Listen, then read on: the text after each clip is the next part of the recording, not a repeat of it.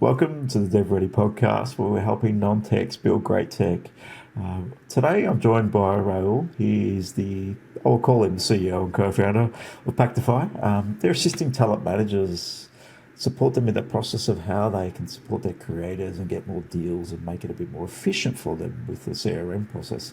Rahul, thank you for joining us. And I forgot to mention, I've got to mention one thing. This is the first for the DevReady Podcast. A Cambridge dropout effectively has gone all in on his startup. So congrats, 23.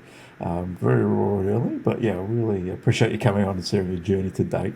And why have you gone down this path, the crazy person that is joining us today? I appreciate it, Andrew. Thanks for having me on. I'm yet to print a T-shirt that says Cambridge Dropout at the back, but I think surely you can buy one. I think I have to. to. Amazon order. I mean, nowadays it's pretty common. I think it's a little more common with technical founders, these like software engineers who kind of build this great idea in their dorm rooms and then come out with it. But I'm a little different as a commercial founder, but I think I'd had enough of Cambridge. We can get into that, but yeah, I appreciate you having me on. It's been a pretty interesting ride the past couple of months, and I think there are so many problems that I'm attacking, and it's just been my job to really whittle it down, understand like where the problems lie, and we landed on talent managers. It's a space where I've grown really conscious of their role in the creator economy. I think I've had maybe 50 or 60 conversations with talent managers, and just kind of hearing from them the role they play in terms of empowering creators, managing what is really the bulk of the influencer marketing industry is pretty awesome. And then like also hearing that they just don't have real processes. They're kind of running in the whole like movie agents who get these like 2-3 deals a year. And what we're seeing is that a social media creator, even with 100,000 followers, is doing 5 or 6 deals a year, and they can take up to 3 months just to finalize. So, for a talent manager managing 30 creators, which are essentially 30 businesses, what are their processes? And that's where we come in. Well, that's where we want to come in anyway. Yeah, I get it. We spoke about it a little bit off air. It might not be sexy, but if there's a core problem to solve, it's a great place to go after. Sometimes the sexy businesses draw a lot of competition. Sometimes we need to look at where are the real problems in the space. Creator economy's blown up significantly, right? So it's one of the facts of having new technology, we create new industries, and it's definitely one of those. So I don't imagine there's going to be a great process behind this. There's not history of how we do things. So it's going to be raw. It's going to be people that are bringing insights from other areas into a new industry, and that's really what it would be. Then most of those are probably paper and pen and having a black book of who I contact. So I imagine a lot of that would happen in this space. Yeah, of course, of course. I mean, you can translate it to many industries, right? Like that initial massive growth.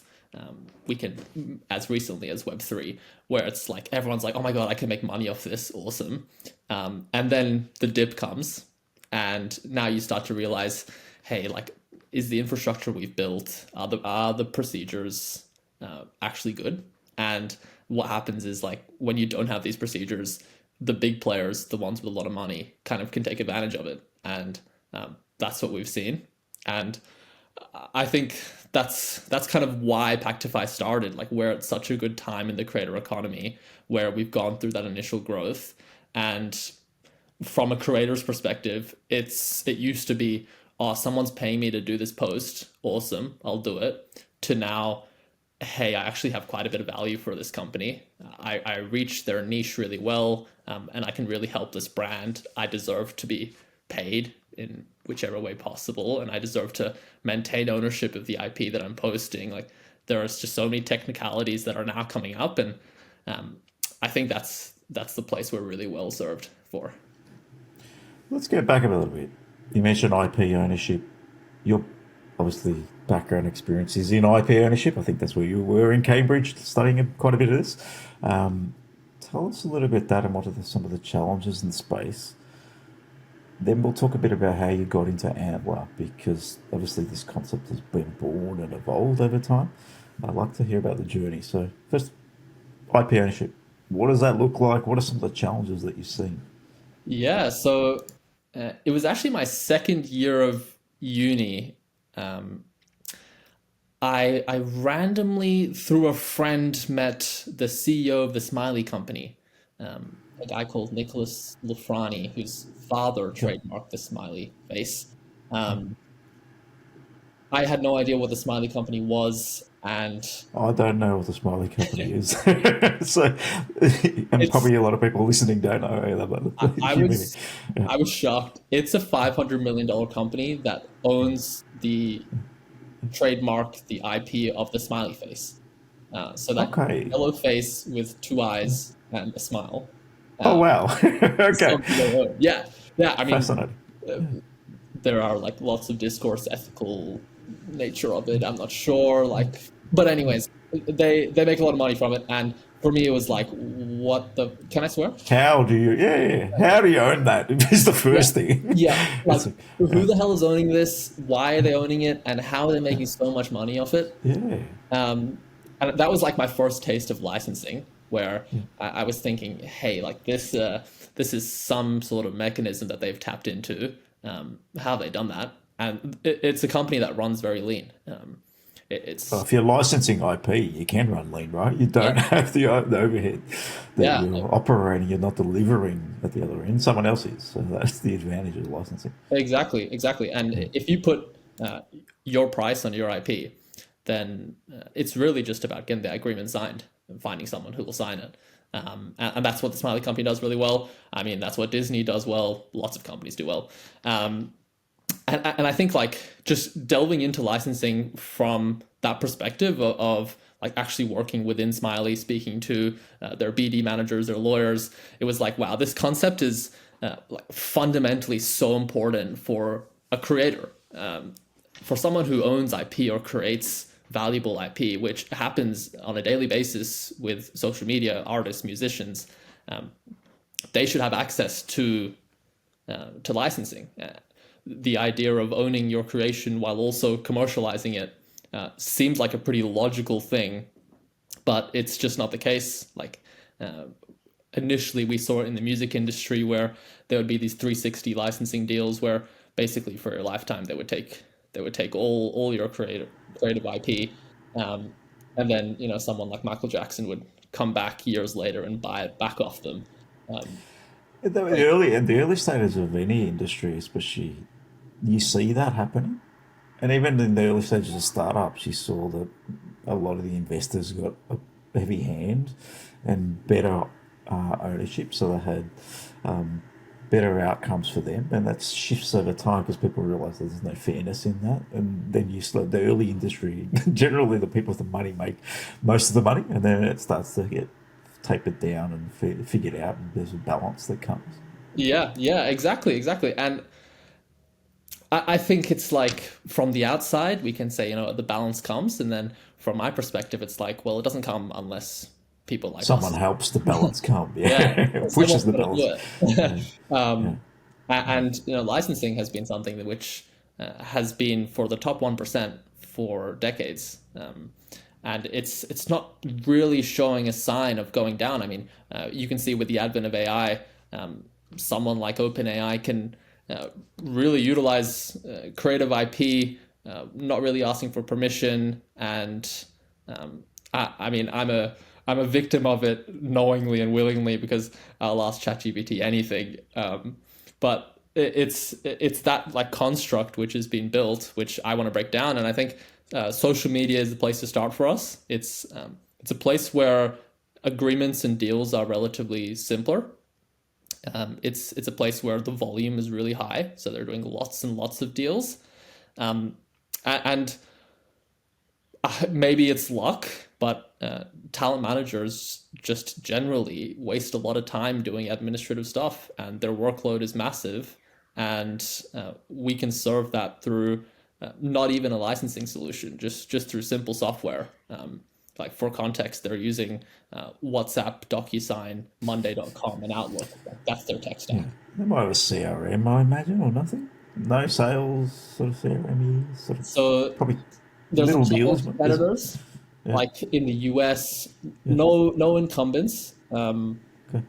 and it's like this disjointed process where they're actually paying a lot more to have all these like 5 or 6 softwares in one. Got it. It doesn't serve social media managers. Like the workflows are inherently very different. It's actually a question I got from a VC. Like, is the workflow for a talent manager that drastically different that they need a specialized CRM, or do the current tech stack work? Interesting question. Yeah. It's a great question. It's a great question, and like, I have the pushback for it, of course, and I think we have great traction on the conversations, and we have letters of intent. Talent managers are really frustrated by the processes, and they want a solution, but it's the type of question which, like, only time will tell. We need to make sales. Yeah. So let's go back a little bit. I'm going to take you back into the time we decided to join Antler. Did you have the concept then, or did you walk in, oh, I want to do something in the world of IP protection? Where did you start when you went into Antler? So I walked in with a very fair idea that I wanted to make licensing more accessible. And before joining Antler, I had kind of tried, like, run into lots of roadblocks, made, I think I've got like 10 or 11 pitch decks, like minor changes, and every time it's like, this is the one. And so I knew what I wanted to do for sure. And it was just like Antler's process really helped me. And I give them a lot of credit for it in the way that I really had to understand that as CEO, I'm the sales guy, and I need to make my life easier. And the way I make it easier is by solving a problem that people are facing now, by having a customer which is specific, which we know exists and we know how to reach. And then, like, once I can do that, this wider vision can be achieved, but like really whittling it down to like a problem statement, which we found in social media was important for us. And joining Antler, I think I didn't have a co-founder until my 6th or 7th week. So Okay. usually, It's a marriage, right? You're trying to find a partner in crime. Which can take sometimes 6 to 7 weeks. I feel like it's still a mad rush. It is actually. I mean, in hindsight, it was like it's a difficult process because every day is like quite packed, and so it feels like a lot longer during the time. And I think the reason I couldn't really find a co-founder was because I wasn't really tight on my problem. And I think it's very easy to sell people on the idea of IP licensing, but then as a startup, you have to sell people on the idea of your next 6 months will be positive. And so it took me some time to get there, and I'm really glad I took that time as well. Not to talk shit about any other startups or anything in the space, but like you'll find in Antler, in a lot of accelerators, they're kind of trying to justify funding rather than like actually justifying the business and understanding. That's one of my pet hates around the whole ecosystem. I said it off air. We've been in business for 16 years, mostly service, but we've got a couple of products that we also operate and built over the time, 100% bootstrapped, which you can wear with a different hat. And I've been around the ecosystem of funding, but not really done it myself. So I've got a different perspective, and it's more of a business perspective. If you can't make money out of something, there's a problem. If you think the next raise is going to get you to the next raise, there's a problem in my mind, because the reality is we need to make a business model. We need to really add value. Do you want to own 1% of a $100 million company, or would you prefer to own 50% of a $10, $20 million company that's got good revenue, good profit, and the $100 million company doesn't make any money? I feel like people get a bit lost in the chasing of the capital in this space. It's like a let's just chase capital. It's a tough one because you do need some capital, but there's other ways to get capital too. I feel like people get a little bit lost in it's from a VC or it's from an investor. I can tell you a story how we got capital for one of our businesses. Our pharmacy products that services now over 1,000 pharmacies in the space. Our capital came from our first customer. They were our first investor, were they not? They paid for a service, and we built a model where you're going to get a product at a discounted rate, and we're going to own the IP. And then we gave them a bit of a royalty for a period of time. That was how we funded that product. We didn't have the capital to fund it, so we thought differently. There are many ways to do this. It's not just about chasing the VC money, but some products need to do that because it just depends on the product and the time. But I think like a lot of people get stuck in that's the only way to get a product to market. So yeah, that's a good point that you raised in terms of what happened in Antler and what you saw. Yeah, for sure. I mean, so the reasons why I wanted to do Antler and why I wanted VC money is the very simple answer is I believe if we can solve this problem, we're a multi-billion-dollar company. We spoke before off air where you said like, oh, who could be your customer? And it's everyone. It's anyone who makes something creative, and it's any business who wants to use something creative. And we're building infrastructure for those transactions. So like, I feel like I'll push back on that a little bit because that's my job as a guy directing the podcast. We can be everything to anyone, right? But if we try to be, we're going to be nothing to nobody. That's the reality. I've done this in business where I just sell to everyone. And the reality is you've got to pick a market, own that market, and that market's probably big enough for you to really solve core problems. And I think you got down to that. It's what talent managers, that's where we're going to go after. Great. Your product for talent managers is not going to serve the end creative, in my mind. Maybe it can in one point, but then your talent management product is going to be, how do I stay in touch with my creatives? How do I keep them important? How do I keep the funnel opened up so I can connect my creatives? Maybe how do I build a marketplace that enables me to, here's my pool of creatives, here's my pool of people that are looking for stuff, and then how do I connect the two? How do I negotiate? It's a very different model. It's a different product. There's different opportunity there. If that's one problem, one customer, great place to start. And you can do that for 5-10 years potentially and just solve for that. In terms of everything to everyone, I feel like a lot of people go down that path and then they don't deliver anything. So yeah, really good to try and be everything to everyone, but probably not early days, I'd say. Yeah, of course. I mean, this is our long-term plan, and this is kind of the vision that I come in with, and time will tell. Time will really tell whether we reach that vision, whether we even get close. What gives me confidence is that what we're building even today holds credence to that vision. Like it will be a part of that, allowing licensing transactions to be faster and easier, and helping talent managers who do these transactions is a good start for us. But yeah, I mean, like our vision is big, and I think it kind of has to be for what we're doing and for the space we're in, where we can have a big vision, but I wouldn't promote, like from my perspective and learning, I wouldn't promote that on our website. Of course not, yeah. Talk to talent managers, and this is what we saw for you. And I think people can get plaster their big vision on a website. They're nothing to nobody. It's hard to market. You've got to understand how we're going to do that. So, yeah. Interesting. Let's dig into how you found your co-founder, because that piece there. So what stuck home in terms of your co-founder joining you and coming on this journey? Because it's a marriage. You're connected now. For the whole journey, however long that might be. This could be a 20-year journey. It could be an exit in 12 months, 24 months. We don't know where it's going to take us, really. So what was the thing that really connected the two of you?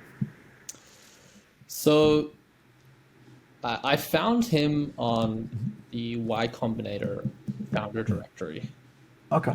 while I was at Antler, and he was based in Melbourne while I was in Melbourne for the program, which made it really good.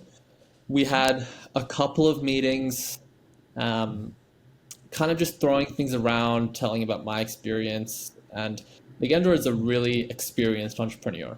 He's done startups 6 times. Oh, wow. So it's a little different to me. And I It's good think to have that around you though, because you can trials and tribulations to start. It's good to have someone that's experienced it before. for sure. And there's like the old saying of the guy who failed probably knows a lot more about how to be successful. They have that experience. They know what not to do. They kind of look back at failures a lot deeper than people look back at the success.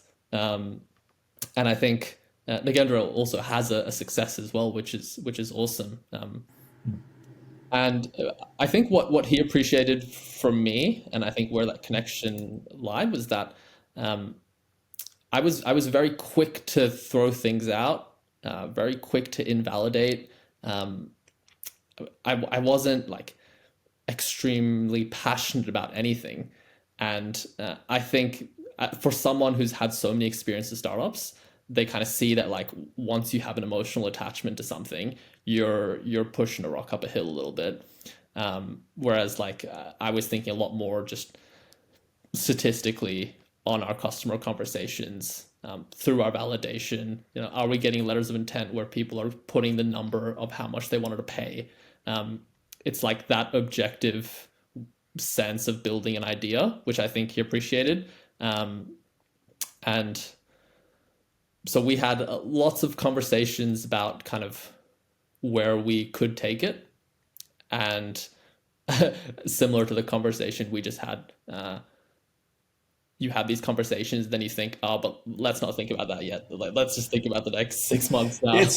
You can get lost. You got to own a vision, right? The vision has to be there, because if we think too short term, we sort of impede our ability to sort of plan for the future. But we got to also have a vision in the future that we're attempting to get to, but how we get there might change, right? So you still need a vision. It's important, but the next 6 months is what's critical, but provided that we're building tech or building a plan that's really going to get us to that vision, which sounds like being a part of 6 startups, that's a story in itself. So obviously there's a bit of an age difference between the two of you, I'm imagining, unless he started when he was 12. I'm not quite sure. It's a little older. Yeah. It's what I need, though, I think. Yeah. I can have, at certain points, the kind of like young person's mentality that like, fuck it, let's see how it goes. And when you have investors, when you have employees, when you have a team, that mentality runs out of favor a little bit.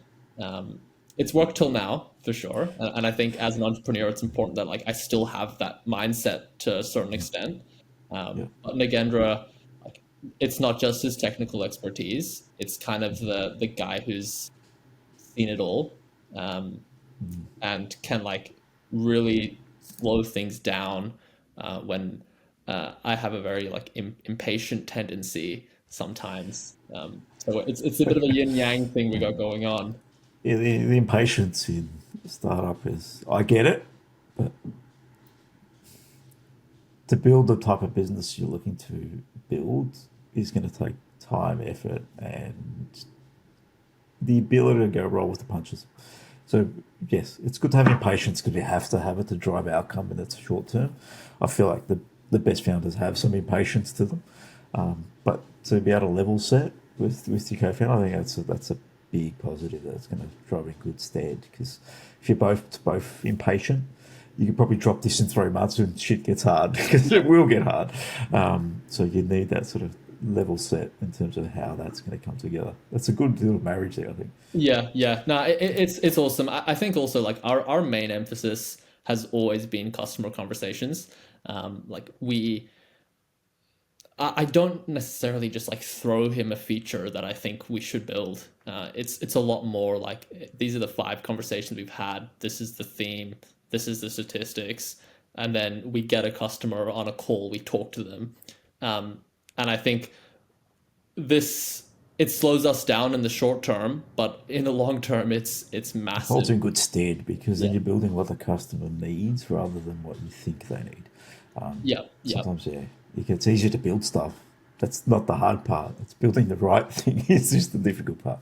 Exactly, exactly. And it's what you're very experienced in, right? Like not building um, without any evidence, without any potential customers. And we've been really careful about that. The creator economy is one of those spaces where um, you can build the coolest shit and you can probably get some traction because consumers in this space are young, they're willing to try stuff. To try something, early Yeah, adopters, because that's the market. They're yeah. happy to try anything. Yeah, If it's cool, like we'll give it a shot. But yeah.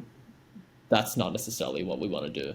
And we're getting into the weeds of the business, the boring stuff, and we're confident there because we can really test whether we're solving these problems through time saved, money saved, rather than just hey, we got 1,000 users in a week. How good is this? That's not necessarily And a they're scalable. not here next month.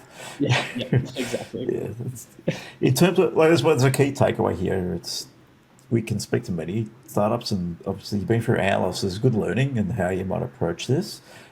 Speaking to customers early, a lot of people are scared to talk about concepts and ideas and feel like if they share their idea, it's going to get stolen. But the reality is, if you're not sharing, you're not learning and evolving, and you're never really going to get to an outcome if you pretend to know the customer, unless you are the end customer and you've been in that space for 30 plus years. You could probably park yourself in a room for 3 to 6 months and then come out and then have a conversations. Yeah. But how have you gone about finding a good connection of people to talk to validate, to pick their brain? Where's the value for them? Because are they a part of the journey? How do you bring them on the journey? Because you need to really engage them. Yeah, it's an interesting one because it can be seen as a bit of a numbers game. Like, do you have 15, 20 people that you're talking to? And what we find is that like you end up kind of giving them what they want, whether that's equity or money for their time. And we're pretty blessed to have this core group of 5 talent managers who are just passionate about solving the problem. We're not giving them anything in return, and like they'll be able to use our product for free. You said blessed, but how many talent managers have you spoke to or attempted to reach out to? Oh, there's a big difference between those two. Yeah. I think I've spoke to maybe 60 talent managers, like on a Yep. call. And how many have I attempted to reach out to? I mean, I have LinkedIn Gold, Yeah. so Yeah. I've probably lost count of the amount of Yeah. messages I've Pick sent. a number, plug a number. Oh, maybe 500.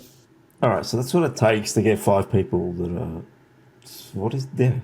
So you Yeah. got a reality is you said blessed, and I like to pair it back to what you've actually done to get there, Cool. because yeah. So the reality is you made that happen. There's just 5 people. You didn't reach 5 people, and they're just the 5 people are in. There's 500 potential reach out, 60 conversations. Pair it back to 5 people that are really looking to support and be a part of the journey a little bit. That is where the effort is, right? So don't say blessed. You've made that happen. I mean, it could be worse. It could be a lot worse. And talent managers, they are an undersung member of the creator economy. Like they do a lot, and they don't get a lot of credit for it. People don't really know what they do. But the reason why someone is wearing that YouTuber's merch or subscribing to that channel or following them is because of their talent managers. So I think like we've tapped into a space where a lot of them are kind of looking for someone to say, hey, like what you do is cool. It's important. Like, how can we help you? Because I think, creators have 1,000 tools to choose from. Businesses have more than 1,000 tools to choose from to do influencer marketing. But it's this supply side of influencer marketing that we're playing in, which requires us to get into the boring stuff. But I think with all jobs, right, 75% of it is pretty boring, and it's a lot of stuff which is That's process. It's a process business, right? yeah, It's end to end. If you've got talent meeting, someone's willing to pay for some sort of advertising, a component of that. There's agreements in place. There's deals. There's negotiations. But in the end of it, it depends on what your business model is too. Is it just selling software? Is there a clip of it? How does it work? yeah. What's the vision for a business model? Are you still testing that at this stage? Because that will evolve too. So we are we're SaaS and we're subscription SaaS to begin with. We charge a relatively smaller amount based on our competitors, which is what we have to do. We're planning our go to market in India, which Okay. has no competitors. There's no company doing what we're doing. Yeah.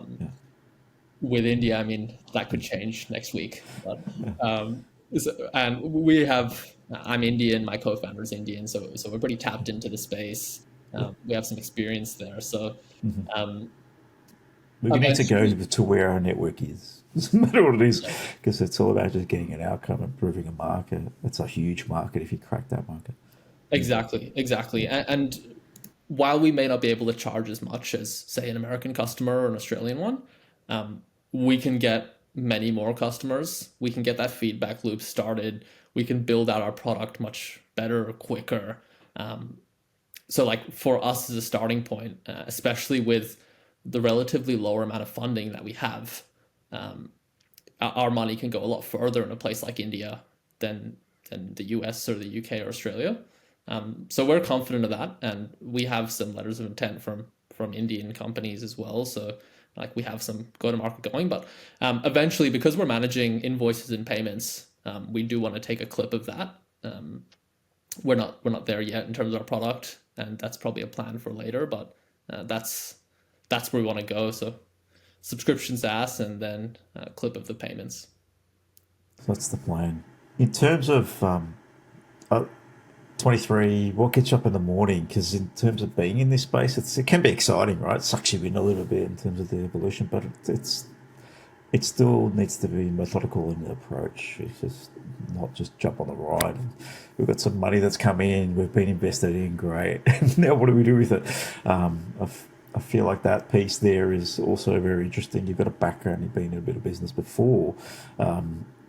That will hold you in a bit of good stead. But when you jump in, what's a day in the life of a early stage startup founder, sort of pre-early product look like? A day in the life. I start off with maybe 5 minutes of existential dread. Interesting. What the fuck am I doing? What are we doing? Which is normal.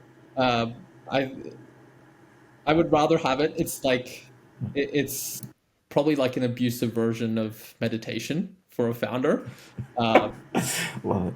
And then I check my phone, and then it's like, all right, now we got a job to do.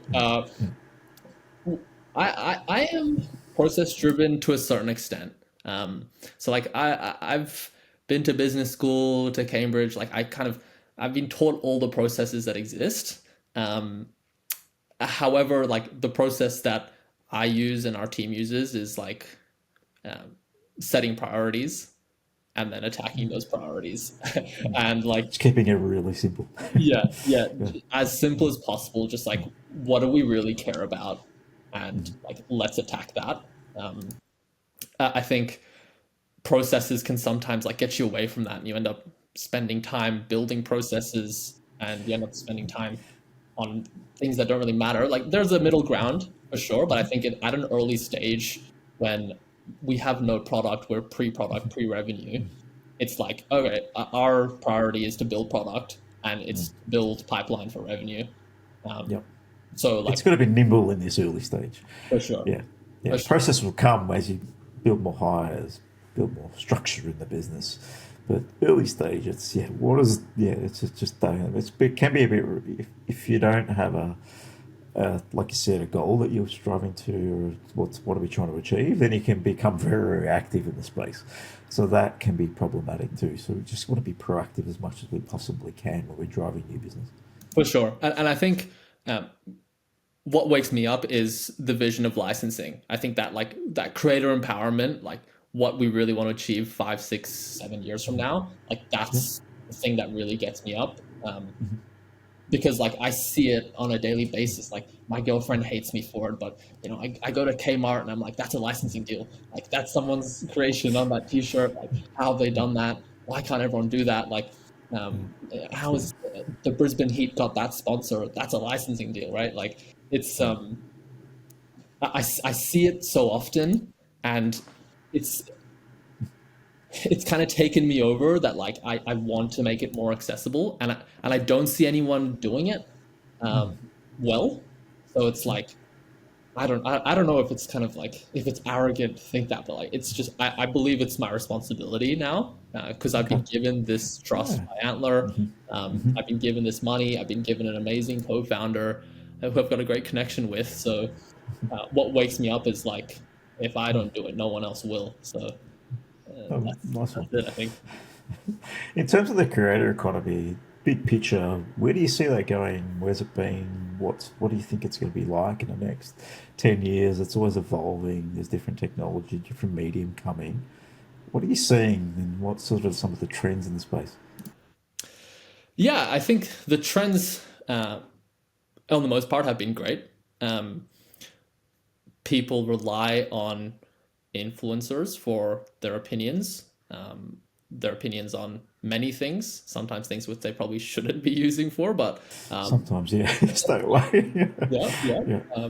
On consumer behavior, it's important. I think 2 out of 3 young people rely on an influencer for an opinion. My girlfriend will go shopping and she'll check on TikTok if someone's made a video about that product before buying it. And I think It's that's fascinating. Yeah. that's where Yeah. we're going. Yeah. I think people are engaging at a higher rate than ever before.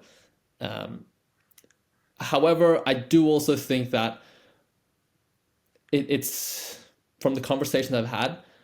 I'm not really watching an ad. Um, I'm skipping ads. I'm scrolling past them on my Instagram stories. If I see ad stories, there's no way I'm looking at it, even if it's something that would help me or solve my problem. So we're seeing that advertising through the platform is kind of dropping off favor. And I think now it's about you need the right people to show your brand. You need to show it in a way which is not like abrasive and just like, hey, buy this. It's a lot more like watch me do something while I'm using this. And I think like that trajectory for the creator economy is awesome because it means that first of all, as a consumer of social media, you're not inundated by ads. You're given stuff that you actually kind of care about. But then also like for Pactify, the workflows and the deals behind these agreements are much more complex than what they used to be. And for a company who's smart, who wants to use influencers, they want to have a real partnership with their creator, not just paying them for a service. And I think that's what's really important in the creator economy. Yeah, it's a fascinating space, and I feel like it's the I'll put it bluntly, it's the youth that are going to solve these problems because they're the people engaging this every day. I don't even. I'm 40. I'm an old guy in this space. I don't even have a TikTok or Instagram account. So I'm a different sort of hat. Probably I haven't really attached to those social media marketing. Haven't really gone into that world. It's fascinating. So people like yourselves are the people who are going to change it and evolve it and build it over time. And people like me are just forget about us. Yeah. I mean, Yeah. I want to disagree with you, but I think yeah, Yeah. it's a young Yeah. person's problem to solve. Yeah, I reckon it is. That's where I see it. It's not the 50-year-old who's not going to be Yeah, solving these problems. yeah, So that's how I see it. I'm probably a bit of an older hat. I never really got involved. People in their 40s are in this space, but me not so much. So it's a fascinating one. I think it's a young person's problem in my mind. Yeah. for sure, for sure. I mean, one thing which like really caught my attention was um, we're used to seeing kind of large influencers, large celebrities get the most money for a brand deal.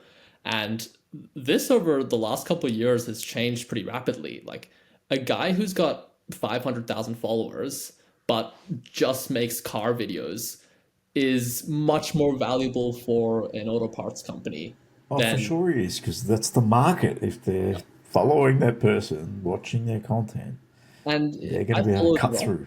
Yeah, I follow The Rock. I follow Justin Bieber. I'm not liking their posts. I'm not reading their captions. It's just, it's a celebrity, so like we gotta follow him. Whereas with those smaller scale influencers, I'm pretty engaged. Like I want to know how they're going. I want to know what they're doing in the space. They have unique ideas, and I think like this shift in the creator economy means that like the money's not just at the top 1%. It's now permeating throughout mid to large creators, and there are over 44 million creators with more than 1 million followers, right? So it's It's massive. if you think about it from that celebrity, that's mass market. That could be a 12-year-old following that celebrity. That could be a 7-year-old. That's all different demographics, all different people that could be following that level. The car guy that's got 500,000 people following them, they're interested in cars, they're interested in the type of stuff he does. So it's a very different space, and it gives brands a different place to go. I don't have to go. It's like commercials, right? TV commercials, mass market, whereas this is more poignant and direct to an actual niche market. So that gives you a different philosophy on how you might actually generate some interest in your brand. Probably get Yeah, conversions, I would imagine. for sure, for sure. Just like the psychology behind it of if Justin Bieber tries a drink and tells me it's good, I probably don't trust that as much as someone who I know much better telling me Yeah. that it's good, right? Like I trust that person. Um, Yes. and I think we're getting to that point now where um, there's probably some ageism in it where like marketing teams have been run by traditional marketing people who think, all right, more eyeballs, the better. Billboards are the way to go. Yeah, Um, it's the right. It's all about the right eyeballs in the end. exactly, Yeah. exactly. And I think we're getting to that point, and we're in the position to serve it. I hope someone solves the problem if it's not us, because I think it's an important problem. Um, and I think creators will always be a massive part of the world we live in, and I think it'll be even more important. Um, I hope my kid creates something unique and important, and I hope he can own that creation and or she, sorry, uh, and make money off it, right?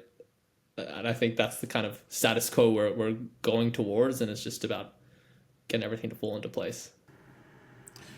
Rahul, thank you for coming on DevReady Podcast, sharing everything about Pactify. Let's catch up maybe in 12 months. Love to hear how the journey's going, because I love early stage and where you're at and the thinking behind it, the strategy. The think is grounded good. So the Antler philosophies obviously helped a bit. I've met startup founders that are early stage and just sitting behind a curtain building product, and you just encourage them to go and have a conversation. But it's a better place to come from conversations to product rather than product to conversations. It's very much harder that way. So thanks for joining us. If anyone wants to learn about more about what Pactify is doing, how do they find what you're up to and reach out?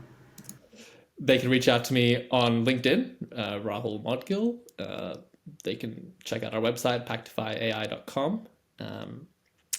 And yeah, they can stay in tune. They can let me know. I can add them on our investor monthly updates, and they can figure out how we're doing. I want to stay very open on how we're working as a company, because transparency is important in the space we're in. So yeah, feel free to reach out. It also puts a bit of pressure on yourself. It's good to put some pressure on yourself by opening out what you're up to. So I think hats off Of for you for course. doing that. Yeah. I already have the pressure on myself enough, I think. I can see that. Yeah, the way you're talking about it, you beat yourself up a lot. Someone has to, right? Like, Yeah. um, Be cool. kind. We be kind to ourselves too, though. Well, thanks a lot, Will. We appreciate you coming on DevReady Podcast, and good luck with the journey. And I wish you all the best. And I know it's going to be a interesting road, lots of highs, lots of lows. But yeah, just stick to it, drive it out, and you'll get to something special. Appreciate that, Andrew. Cheers, mate.